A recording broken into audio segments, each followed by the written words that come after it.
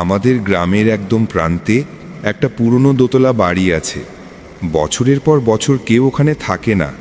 লোকমুখে শোনা যায় প্রতি রাতে সেখানে একটা কালো ছায়া মানব হাঁটাচলা করে। কেউ জানে না সে কে, কোথা থেকে আসে, শুধু জানে রাত হলেই সে জেগে ওঠে। একদিন সাহস করে আমি গেলাম। বাড়িটার ভেতরে ঢোকার পর সবকিছু নিস্তব্ধ, শুধু কাঠের মেঝেতে কারো হাঁটার শব্দ। আমি থেমে গেলাম, কিন্তু শব্দ থামল না।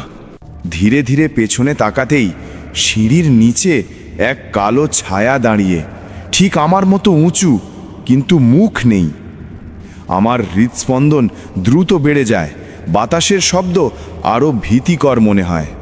তারপরে হঠাৎ সেই ছায়াটা গভীর কণ্ঠে বলল, কে রে তুই? এত সাহস আমার বাড়িতে ঢুকছিস কেন? আমাকে ধরতে এসেছিস? আমি আর দাঁড়াতে পারিনি। ভয়ে দৌড়ে বাড়িটার দরজা ঠেলে কোনো মতে বেরিয়ে এলাম।